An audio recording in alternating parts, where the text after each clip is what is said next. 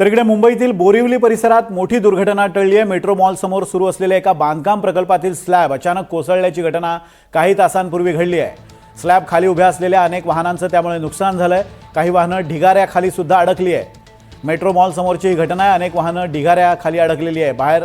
वाहनं बाहेर काढण्याचं काम आता युद्धपातळीवर सुरू झालेलं आहे। मुंबईच्या बोरिवली परिसरातली मेट्रो मॉल परिसरातली ही घटना आहे। ऋतिक गणकवार आपल्यासोबत याविषयी बोलण्यासाठी आहेत। ऋतिक, वाहनं बाहेर काढण्याचं काम युद्धपातळीवर सुरू झाल्याचं समजते, मात्र या वाहनांमध्ये कुणी अडकलंय का, काही माहिती मिळाली आहे का प्रशासनाकडून?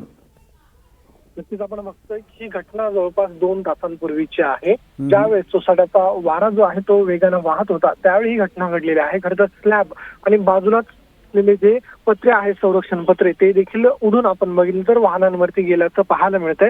खरं तर मोठी दुर्घटना जी आहे ती टळली आहे, कारण की हे सर्व वाहनं जे आहेत त्या ठिकाणी पार्किंगला होते, वाहनांमध्ये कोणीही नव्हतं अशी सध्या तरी माहिती प्रशासनाकडून दिली जाते। एकंदरीत आता तेच जे अडकलेले वाहनं आहेत त्यांना बाहेर काढण्याचं काम सुरू असल्याचं पाहायला मिळतंय। कोणतीही जीवितहानी झाली नसली तरी मात्र वाहनांचं जे मोठं नुकसान आहे ते झाल्याचं पाहायला मिळतंय। उपनगरात देखील सकाळपासूनच पाऊस जो आहे तो जोरदार सुरू आहे। आता मात्र पावसाने विश्रांती घेतली असली तरी वारा जो आहे तो वेगानं वाहतोय आणि त्याचमध्ये ही दुर्घटना घडल्याचं पाहायला मिळतंय। धन्यवाद ऋतिक दिलेल्या अपडेट्सबद्दल। मेट्रो मॉल समोरचा हा सगळा प्रकार आहे। वाहनं आणि त्यामुळे आर्थिक नुकसान झालंय, पण जीवितहानी कोणी झालेली नाही आहे सुदैवानं, आणि कुणीही जखमी झाल्याचं सुद्धा ऐकिवात नाही आहे।